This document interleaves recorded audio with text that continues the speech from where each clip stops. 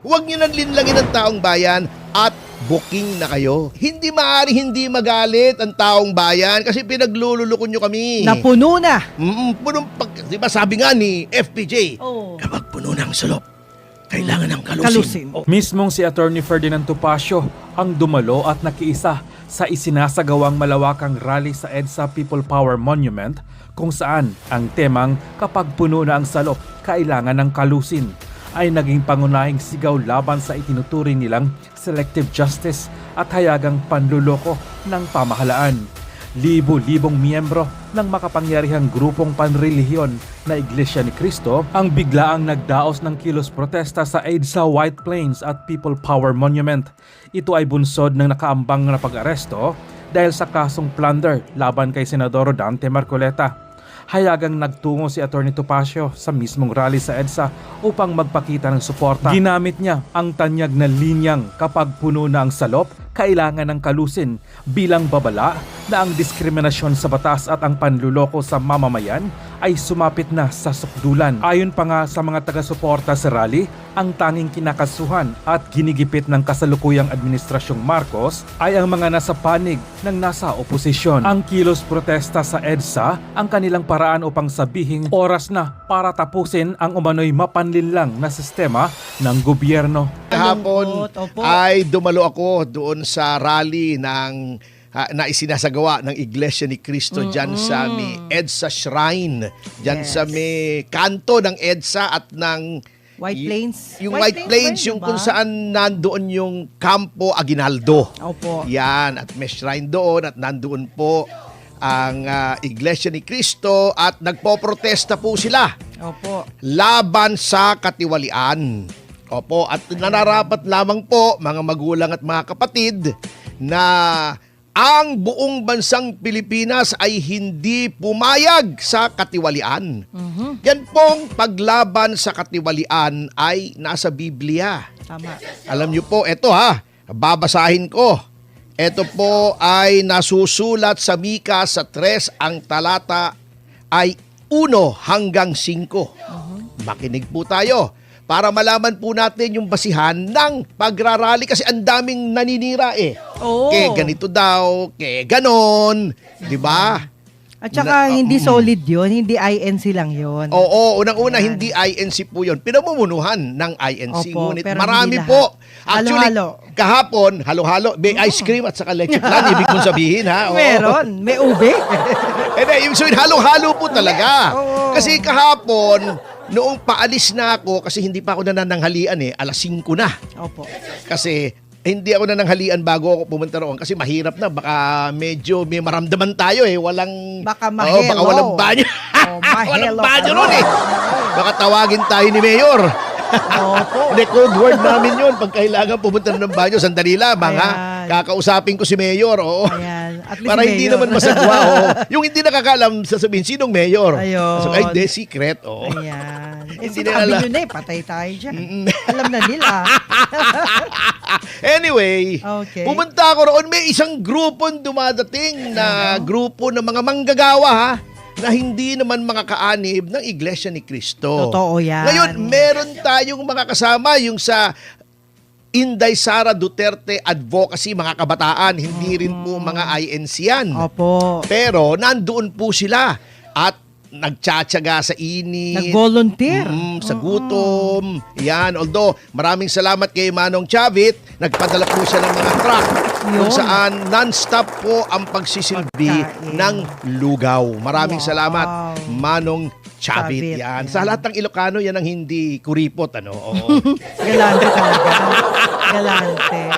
Anyway, eto po ang basihan. Katulad ng sinabi ko nung pagbungad natin dito sa ating programa, Opo. yan po ay noon pa, panahon pa ng biblical times ba kumbaga, ay mayroon ng katiwalian at ito po ay nagpo-protesta na ang mga tao. Ito nga ang Mikas. Ang talata, Mikas 3, ang talata ay 1 hanggang 5. Ito po ang nasusulat. At sinasabi ko, makinig kayo lahat ng mga pinuno ng Israel. Siyempre, Israel pa po ang bayan noon, panahon na yun, yes. katarungan ang dapat ninyong pairalin.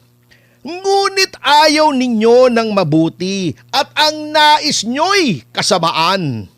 Binabalatan ninyo ng buhay ang aking bayan at unti-unting hinihimay ang kanilang mga laman.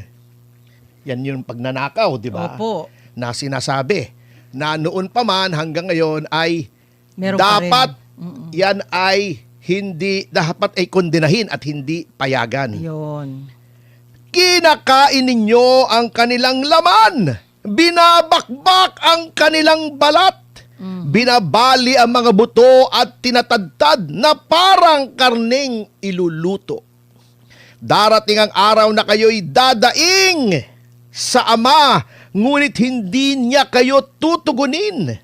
Hindi niya kayo pakikinggan dahil sa inyong mga kasamaang ginagawa. Ayun. Eto pa, ipagpapatuloy po natin ang huling talata para dito. Ganito ang sinasabi ng Diyos tungkol sa mga bulaang propeta na naging dahilan ng pagkaligaw ng bayang Israel. Nangangako sila ng kapayapaan sa mga nagsusuhol sa kanila, ngunit pinagbabantaan nila didigmain ang ayaw magsuhol sa Uy, kanila. nangyayari ngayon yan. Yan ang yan. Oo. Ang nangyayari. Uy, napakaaga naman. Happy- Maraming salamat. Happy 1K. Oh, happy 1K live Live viewers sa DCAR YouTube. Yan. Opo. Yes, Sesyo Tupasio pa rin po ito. Opo. Hindi po ito religious program. Kaya lang, napakabuluhan po ng nasasaad sa Biblia. Ito po ay lahat naman tayong mga Kristiyano, may kay INC, kay miyembro ng Kingdom of Jesus Christ, kay Opo. Katoliko, kay Protestante, di ba? Opo. Adventist, etc. Isa lang naman po ang Biblia natin. Correct. Yan po ang noon pa lamang panahon ng Biblia ay talagang dapat na pong kondenahin. Ayun. Yung mga panliling lang na ganito. Ngayon, may mga tumutuligsa sa atin, Manang Jubes, ano? Sabi nila, hindi ba kayo ay may doktrina? Opo. Sabi sa INC na, Opo. kayo ay pasasakop. Eh bakit kinakalaban nyo ang gobyerno? Sabi nila. Alam nyo, tama po yan, ano? Mayroon po talagang nasa Biblia naman na pwede naman pong basahin ng kahit sino. At ito po ang nakalagay. Ano? Ito ang nakalagay. Okay. Ito ay nandito sa Roma sa 13. Nakalagay dito, magpasakop kayong lahat sa mga namumuno sa pamahalaan. Sapagkat ang lahat ng pamahalaan ay nagmula sa Diyos. At siya ang naglagay sa mga namumuno sa kanilang mga pwesto. Yan ay isang bagay na nasusulat sa Biblia. Yan. Pero nakalagay din dito, ito ay ginagamit nila kontra dun sa rally. Oo. Sabi nila, kaya ang mga lumalaban sa pamahalaan ay lumalaban sa itinalaga ng Diyos. At dahil dito, parurusahan niya sila. Oo. Pero nakalagay din dito ang mga namumuno ay hindi dapat katakutan ang mga gumagawa ng mabuti. Ang dapat matakot sa kanila ay ang mga gumagawa ng masama. Kaya kung nais mo na wala kang ikatakot sa mga mamumuno, gawin mo ang mabuti at pupurihin ka pa nila. Eto, nakalagay Ito ay tungkol sa pamumuno. Okay, ang general rule, dapat magpasakop sa pamahalaan. Sapagkat ang mga opisyal natin sa pamahalaan ay itinalaga ng Diyos, di ba? Kasi sabi nga, di ba, the voice of the people is the voice of God. Oo. Eto, pero nakalagay din po dito sa Roma. Basahin po natin. Dito sa Roma 13, ang talata ay 4. Kasi nakakalimutan nila ito Yes. Sapagkat ang mga namumuno sa bayan ay mga lingkod ng Diyos para sa ating ikabubuti. Uy, Kung gumagawa ikabubuti. ng mabuti, hindi dapat labanan. correct. Tama naman yun. Okay. Pero kung gagawa ka ng masama, yan yung mga Nasa Ayan na. pamamahala ito. Kung gagawa ka ng masama, dapat kang matakot dahil may kapangyarihan sila. Sino yung silang tinutukoy sa Biblia?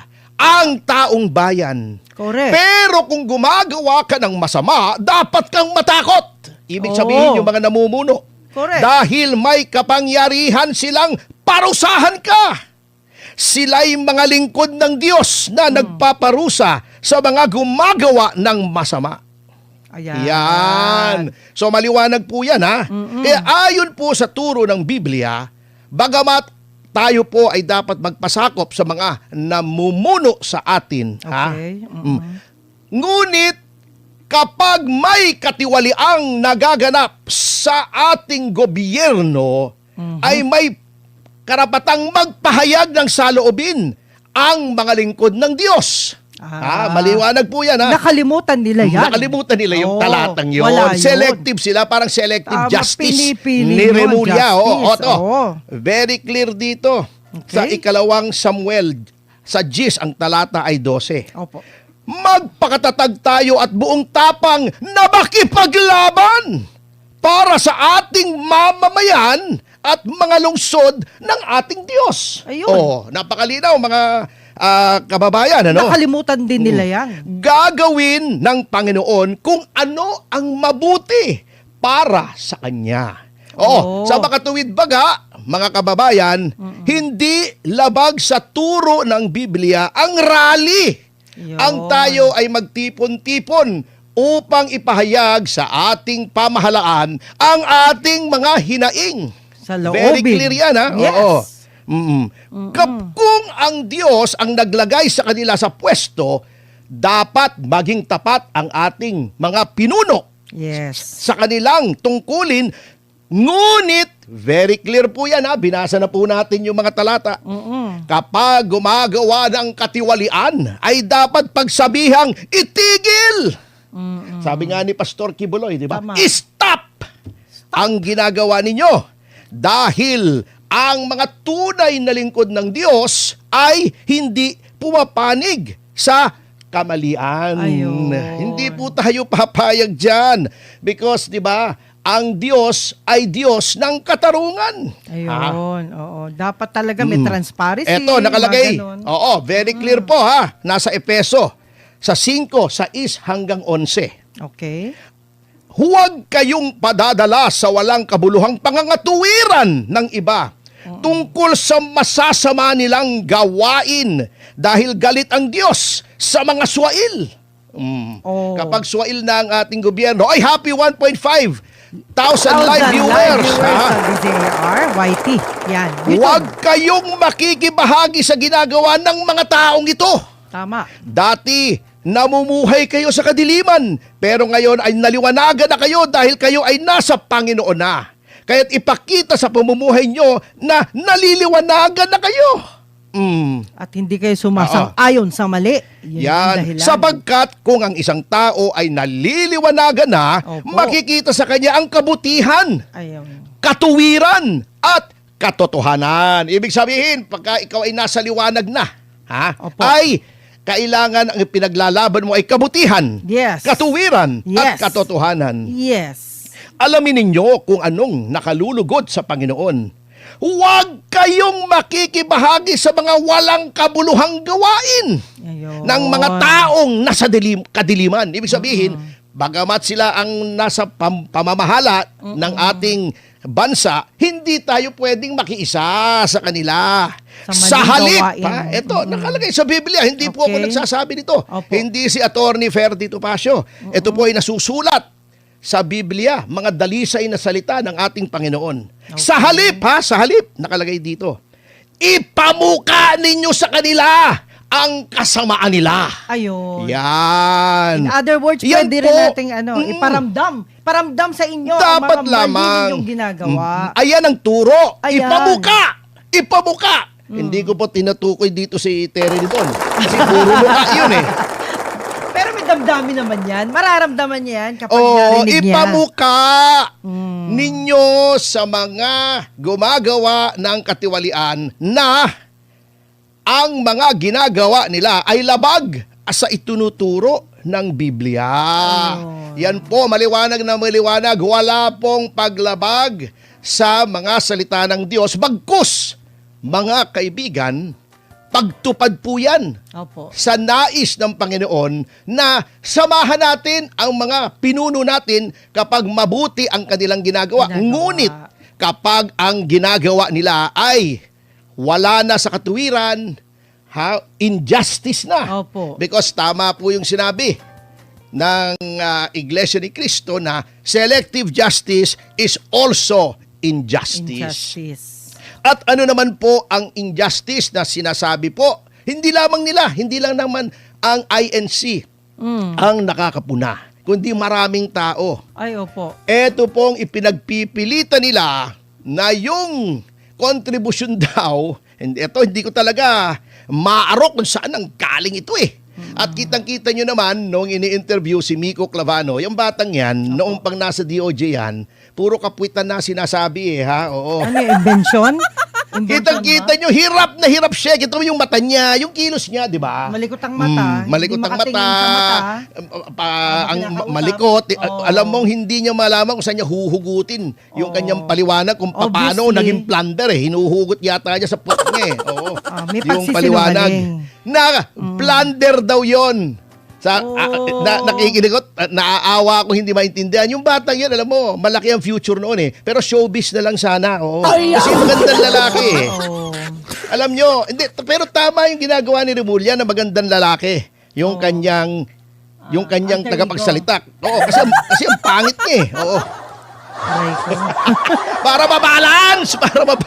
Pero attorney, maganda to na ang sabihin niya yung katotohanan kasi parang binabago niya. Ah, hindi niya sasabihin Diba? yun kasi kasama yan sa katutaan, Katutaan. ni Remulla, di ba? Wow. Pero sabi nga nila, di ba? Oo. Hindi nila sasabihin ng katotohanan. Kita mo, pinipilit nila. Yan daw ginawa tungkol doon sa kontribusyon na 75 million kay Senador Marcoleta ay plunder. Bakit daw? Sabi niya, hindi daw necessarily public funds ang plunder. Okay. Hindi, Ganun? may katuwiran naman. Tayo iparehas dito. Ngunit, hindi po porket binigyan ka ng more than 75 million. Ay plunder na yon. Lalong-lalo na kung napakalinaw naman ng paliwanag, di ba? Na ito ay kontribusyon, hindi suhol. Ayan. Ngayon, eto suriin natin.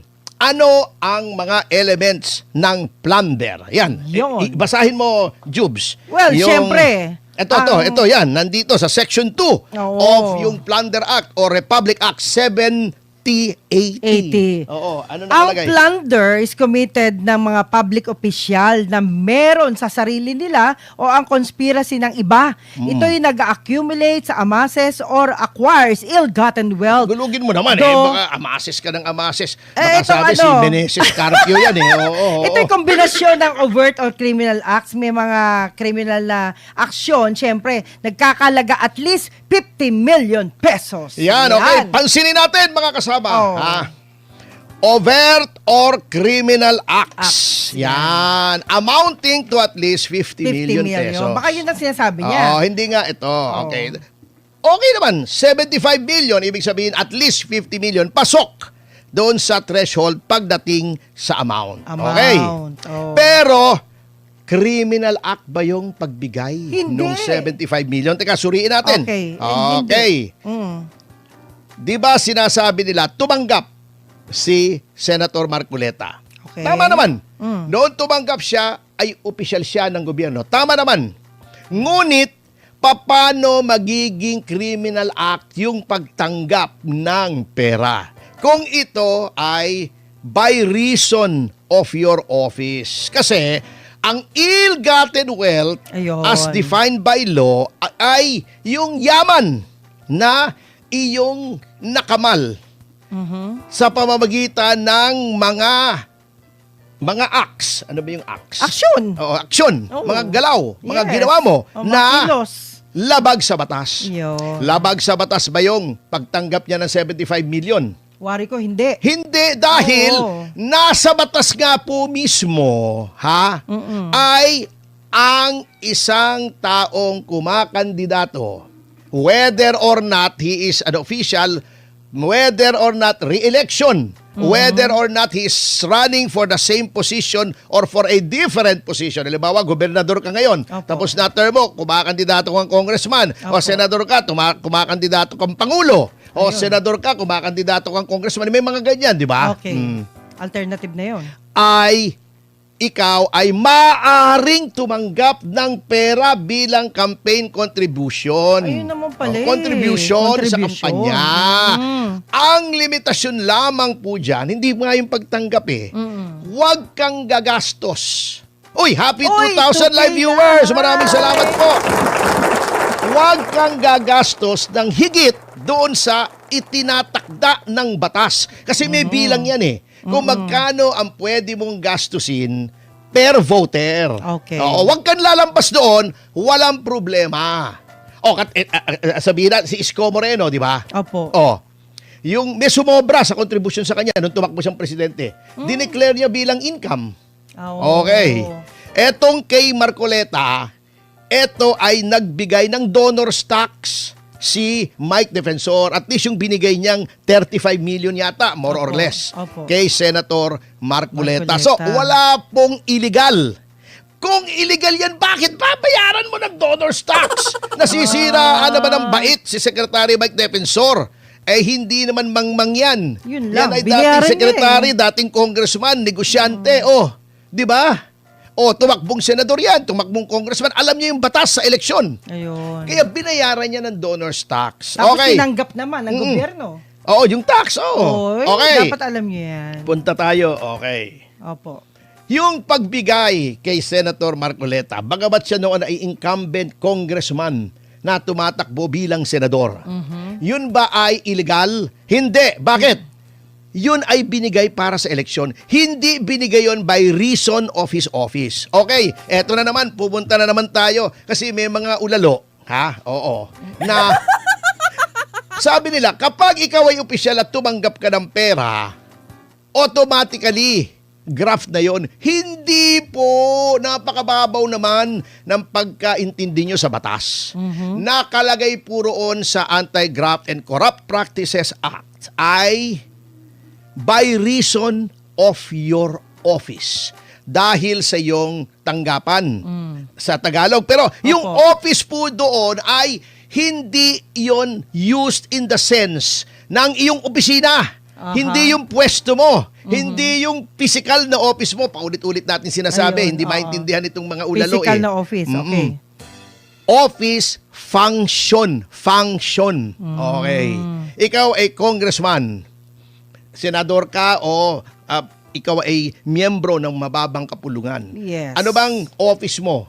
Ang office mo ay gumawa ng batas. Di ba yun ang function mo? Yun. Pwede ka rin mag-imbestiga. Opo. Kung binigyan ka ng pera para sabihin sa iyo, ipasa mo tong batas na ito kasi itong batas na ito ay makikinabang ako or may nakabinbin na House Bill na gustong gawing batas. Sinabi sa iyo, pirmahan mo yan. Kasi pag pinirmahan mo yan at yan ay naging batas, makikinabang ako. Yun ang bawal.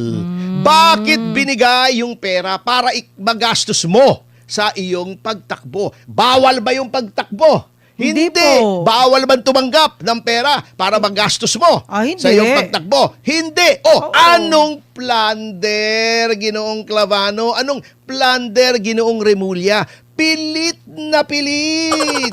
Oo. Bakit naman? Kasi nga, ang problema, itong si Remulla, di ba, nung nasa Senado siya, Yes. tinanong siya kanya ni Erwin Tulfo, Opo. di ba, pwede nating ibendalo? Opo. O, di ba?